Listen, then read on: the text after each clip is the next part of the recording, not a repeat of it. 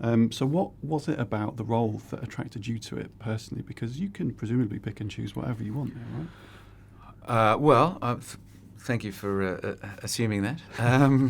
But I loved it. I just thought it was really beautifully written, and it was intriguing. I just found the whole idea compelling. I mean, I'm not normally drawn to science fiction. I'm not normally drawn to sort of fantasy-oriented stuff, but this felt like it was grounded enough in reality, particularly as far as the emotional sort of states of these characters, that I could relate to it.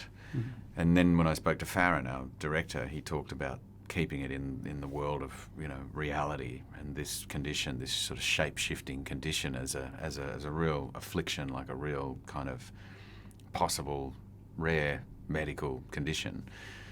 And so because he presented it in that way, which is how I felt when I read it anyway, I was really drawn to it, and I was just as mystified but just as intrigued by Halvorson's sort of journey and where we were going to get to with him. So I just found the whole thing, a real page turner. I was just really taken by it. And obviously Hania and Simon did a great job of just the sort of subtleties between characters and, everyone trying to get to the bottom of sort of who they are themselves and what everyone else's, motivations are, all that sort of stuff. I think generally as a sort of a psychology to the whole piece was what I'm generally really interested in, which is behaviour and our own insecurities, and when we're telling the truth, if we know we are, if we're not, if we're lying, if we know we are, we're not. It's all that sort of stuff that comes down to identity, I guess. I found really interesting. Great. It's perhaps a naive question, but do you see Halvorson as almost like a flawed parent character in the show? Is that fair?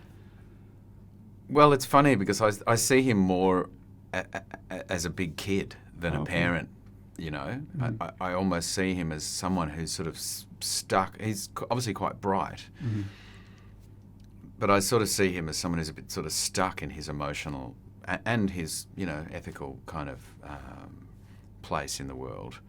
And, not being able to sort of be mature enough to kind of fit into, it's quite specifically like the British medical community, and obviously, he's either sort of pushed the boundaries too much and something's occurred where he's sort of been just shoved aside.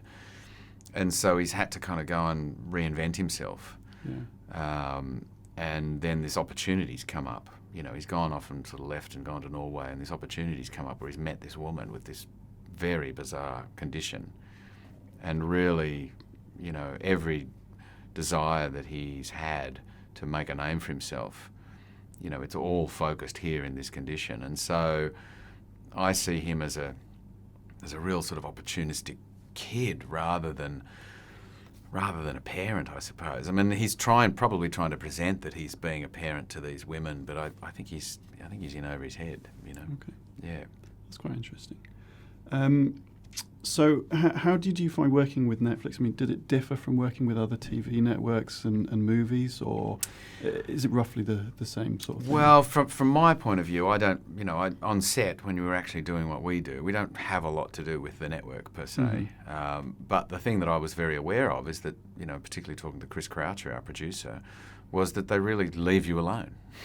They trust you to do what it is you've talked about doing, and off you go and you do it, whereas quite often, I suppose, you've got executives just sort of hovering, making sure everything's being done the way it should be done, etc. Whereas Chris said, he'd call them and they'd say, no, that all looks great, carry on, as you were. So I get the sense that there's a great sense of trust and confidence in the company. Great. Yeah.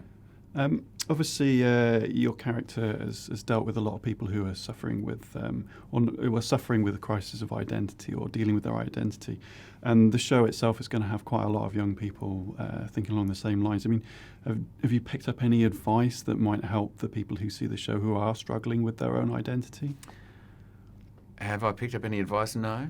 I mean, I haven't really got into that, to be honest. But I'm very aware that we are presenting a very extreme version of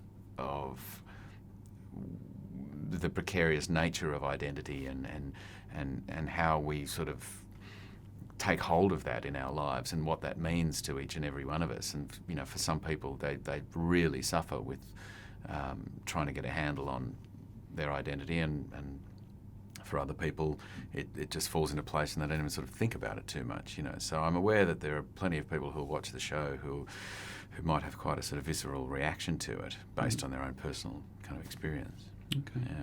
Yeah. You've done so much within the entertainment space. You've done movies, TV, theatre. You released your second album recently as well. Is there anything else you'd like to try your hand at in the future that you haven't done? Well, I just want to keep doing the things that I do. I'm supposed to be hopefully directing a film at home next year if we raise our funds, which is a play that we had done for the Melbourne Theatre Company in 2009 called Poor Boy, written by Matt Cameron, and Matt has also done the screen adaptation. I didn't direct the play, I acted in the play, but I'll direct the film. So, I'm looking forward to that and hoping that gets off the ground and hoping we get to actually make it. So I'm curious about, how I'll go as a director. Yeah. I am acting in it as well, so I have said to our first AD and our producers, maybe it's good that in the first week, at least, I'm just concentrating on directing and I don't start acting in it until second or third week, You looking forward to directing yourself? Yeah, directing myself. Look, I've had to direct myself in the past, so so that's not so much of a concern. I'm more nervous about directing other actors, I think. Okay. Yeah.